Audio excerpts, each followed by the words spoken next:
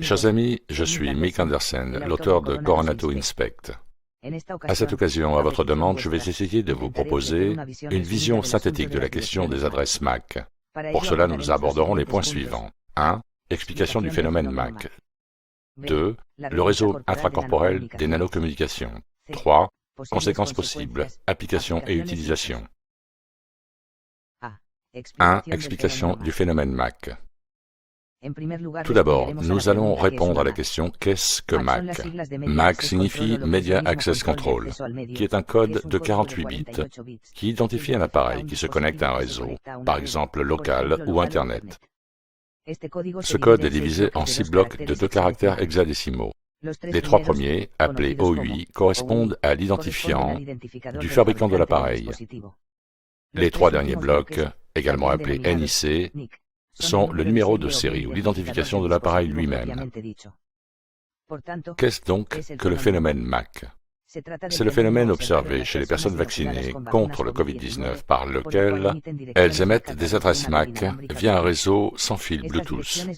Ces adresses MAC, contrairement à celles d'un appareil normal, se caractérisent par le fait de ne pas avoir d'identifiant de fabricant connu. En d'autres termes, ils sont inconnus. Cela peut être vérifié dans l'une des bases de données MAC des fabricants. De cette manière, on peut discerner que l'adresse MAC ne correspond à aucun fabricant d'électronique.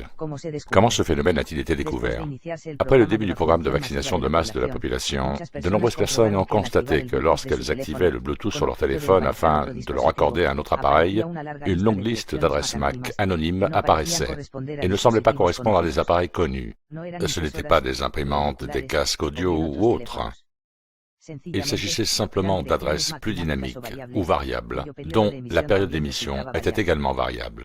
Ce phénomène a alerté des chercheurs indépendants du monde entier pour tenter d'analyser ce qui se passait, soupçonnant que la cause du phénomène était les vaccins. Des études comme celle de German Sarlang et de son équipe ont été développées.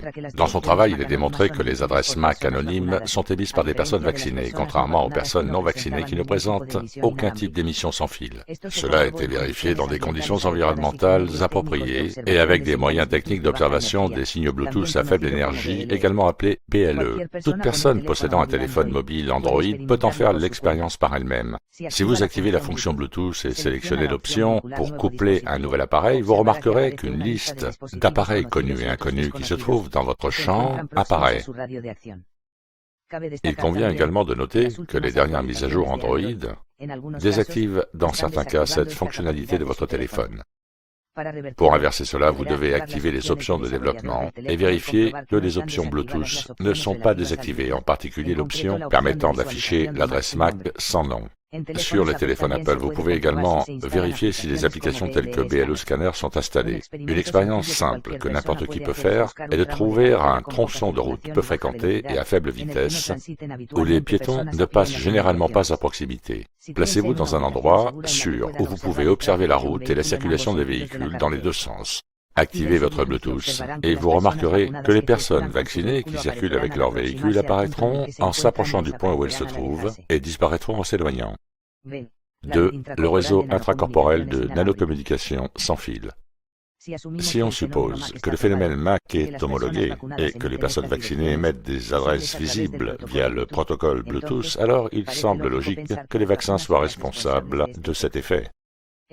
C'est vrai, d'autant plus que les premières observations du phénomène interviennent juste après le début du plan de vaccination de la population. En d'autres termes, il existe une relation de cause à effet très claire et évidente qui ne peut en aucun cas être ignorée. Dès lors, la question doit être posée. Qu'y a-t-il dans les vaccins qui est responsable du phénomène d'émission de MAC? La seule chose qui pourrait en être la cause est la présence d'un système de nanocommunication intracorporelle, selon la littérature scientifique consultée. Comment peut-il être défini? Un réseau intracorporel de nanocommunication est une topologie de dispositifs à l'échelle micro ou nano qui sont présents à l'intérieur du corps humain et qui maintiennent une communication bidirectionnelle dans un sens ascendant ou descendant. soit vers l'extérieur du corps pour émettre des données, soit vers l'intérieur pour recevoir des instructions. La finalité du réseau intracorporel est très variable.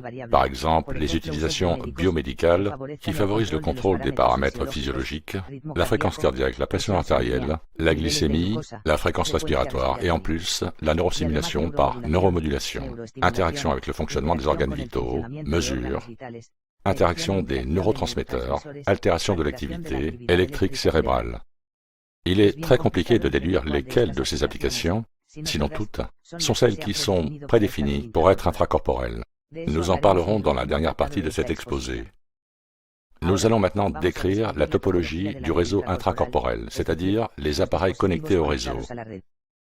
Pour cela, ils seront présentés du dispositif au niveau le plus bas au plus complexe, au niveau le plus élevé. 1. Le nanonœud. Les nanonœuds, également appelés nanocapteurs, sont des objets à l'échelle nanométrique difficilement observables au microscope optique, à moins qu'ils ne forment des amas.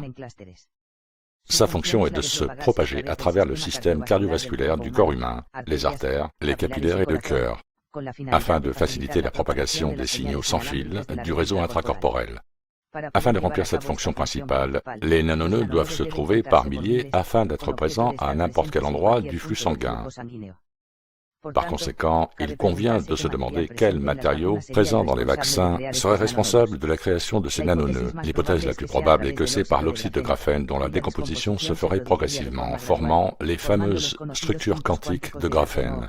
De cette façon, avec une quantité relativement faible de graphène, il serait possible de créer des milliers de points quantiques de graphène en tant que produit de la décomposition de feuilles plus grandes, les faisant se répandre dans tout le corps jusqu'à ce qu'ils atteignent une taille suffisamment petite pour ne pas être affecté par le système immunitaire.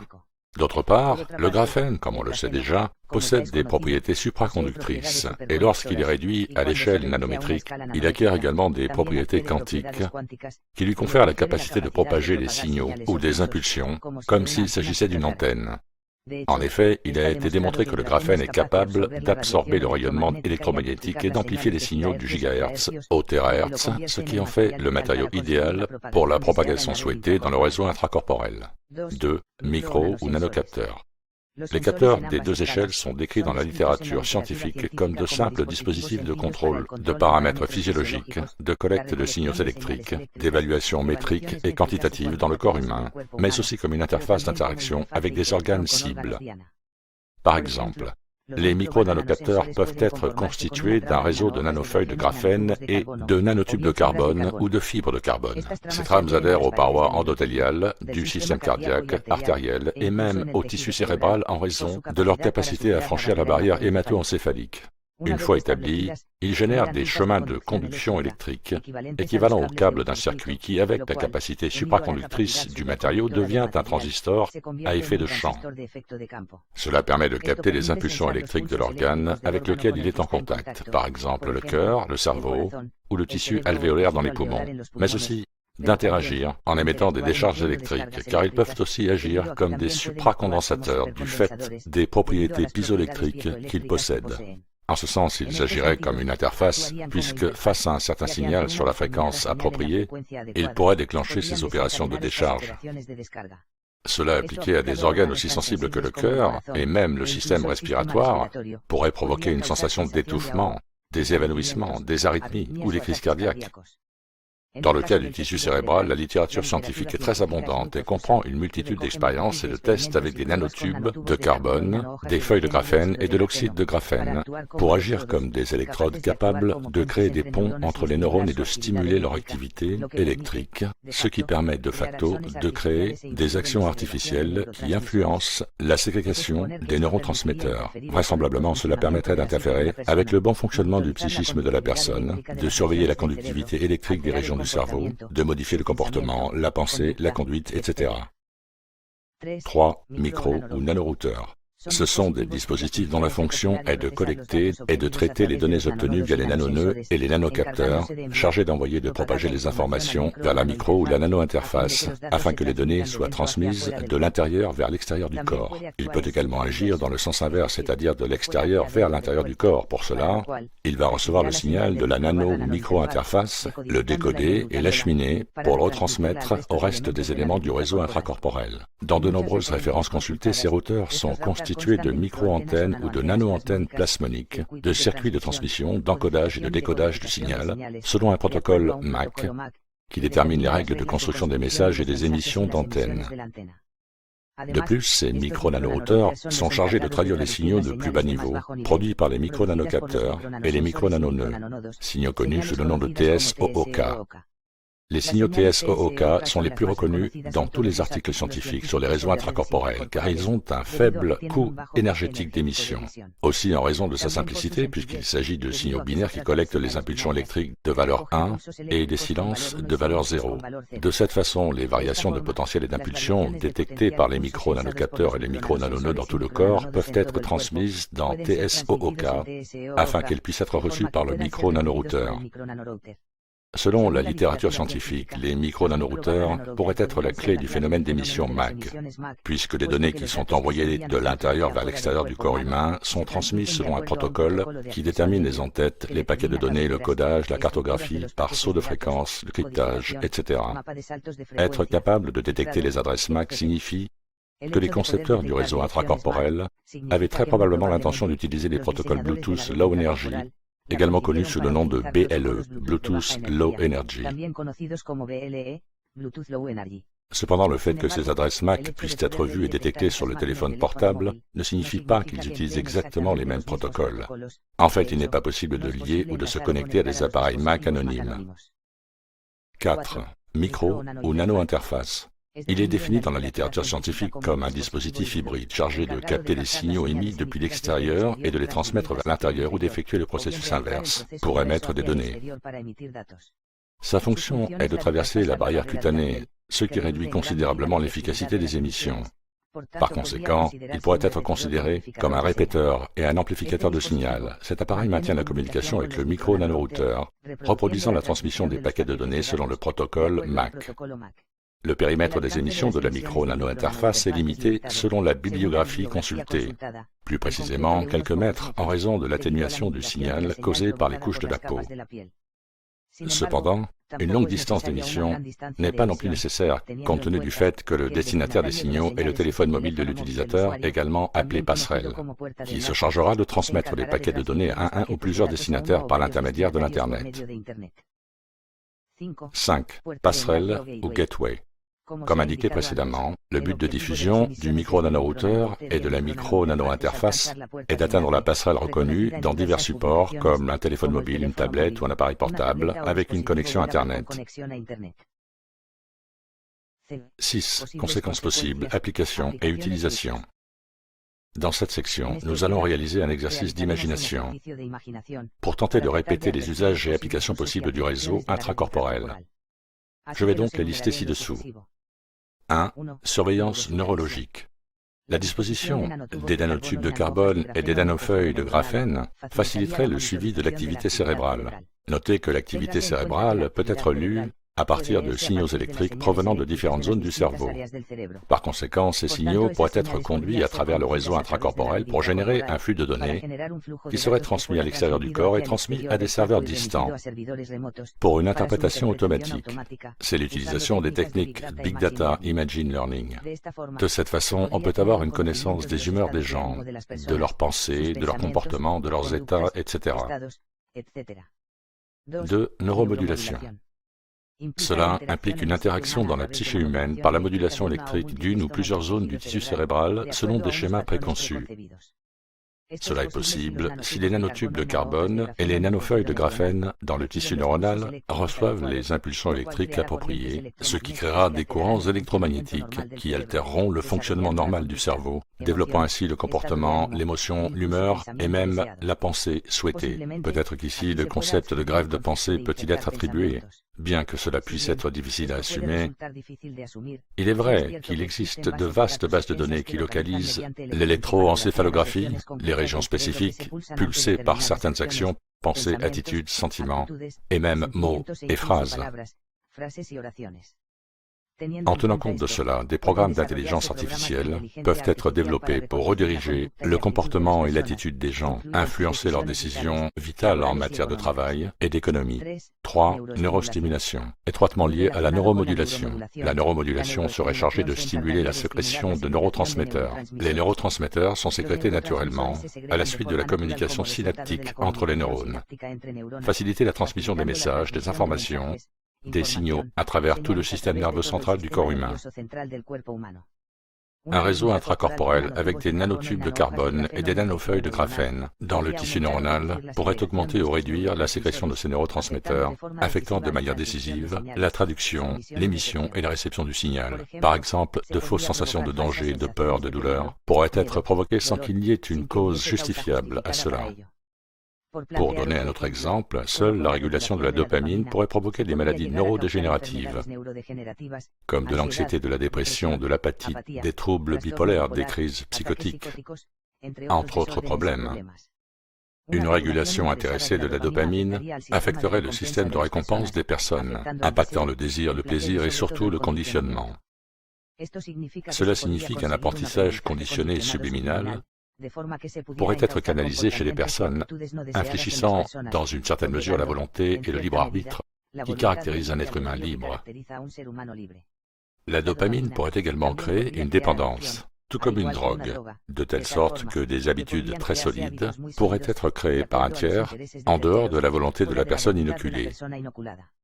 4. L'humanité connectée. Le groupe humain inoculé avec le contenu supposé des vaccins permettrait un contrôle exhaustif de l'activité humaine, de son état de santé, de sa performance au travail, de sa performance scolaire, de son influence par les courants de pensée et les stratégies de communication subliminales, faciliter l'acceptation de lois et de mesures impopulaires ou négatives pour les intérêts de la population, plier la volonté et la résistance pour effectuer certaines tâches ou accomplir des fonctions. Contrôler l'engagement non désiré, réduire la consommation d'énergie, réduire la consommation et l'utilisation des ressources essentielles, faciliter la prévision de la demande de produits, de biens et de services. Les possibilités d'une humanité connectée sont inhérentes au concept de quatrième révolution industrielle ou au technoparadigme transhumain, tant au niveau politique, économique, social ou personnel. 5. L'individu comme matière première. Un réseau intracorporel transformerait l'individu en matière première. Il s'agit d'une source inépuisable d'informations qui génère des données qui doivent être enregistrées, évaluées, traitées pour une utilisation sociale, économique, scientifique et politique. Peut-être en partie pour cette raison, les personnes inoculées pourraient recevoir un revenu minimum universel en échange de l'abandon des données qu'elles pourraient générer tout au long de leur vie. Or, devenir une source d'information sous contrôle permanent permettrait de peser ou de calculer la valeur de chacun en fonction de sa capacité de penser, de raisonner, d'analyser, de se conduire, de se lier au système, et ainsi déterminer quels sont les gens les plus adéquats, les plus rentables et les plus bénéfiques pour la société. Ce coefficient qui donnerait la valeur d'une personne pourrait être utilisé pour déterminer sa réussite dans la société et dans la vie, ainsi que pour décider de son destin, un aspect lié à l'utilisation, l'application, ou plutôt la conséquence suivante du réseau intracorporel. 6. Réduction de la population. Selon la thèse néo-malthusienne, le réseau intracorporel permettrait de connaître la valeur de chaque personne et de déterminer quelle partie de la population devrait être éliminée, en supposant qu'il existe un excédent de population qui ne peut être maintenu et qui réduit les ressources disponibles pour la partie de la population productive et à plus forte valeur ajoutée. Cela signifierait la classification la plus absolue de l'être humain, niant toute spiritualité et toute liberté propre aux personnes par le simple fait d'exister. Toutes les personnes qui ne dépassent pas le seuil établi pourraient être également progressivement éliminées par le réseau intracorporel lui-même, comme expliqué ci-dessus. 7. Élimination. Un réseau intracorporel peut non seulement fonctionner dans l'environnement neuronal, mais aussi dans tout le système cardiovasculaire, et en particulier dans le cœur. Si les bons signaux sont reçus, une altération artificielle du rythme cardiaque pourrait être provoquée, ce qui déclencherait des arythmies et des crises cardiaques. Avec l'intensité au bon endroit, une perte d'équilibre et de conscience pourrait être causée, avec les dangers que cela représente pour une personne. Par conséquent, sur la base de la bidirectionnalité dénoncée dans la littérature sur les réseaux intracorporels, il n'est pas déraisonnable de penser que des signaux pourraient être également reçus qui déclencheraient les troubles et les conditions provoquant l'élimination de la personne. Cette capacité à éliminer une personne qui n'est soit pas rentable dans le nouvel ordre mondial, ou qui n'accepte pas les propositions souhaitées par les élites, ou qui fait partie de la dissidence ou de l'opposition, est extrêmement propre, ne laisse aucune trace de crime et est particulièrement efficace dans le maintien du pouvoir et du contrôle sur la population.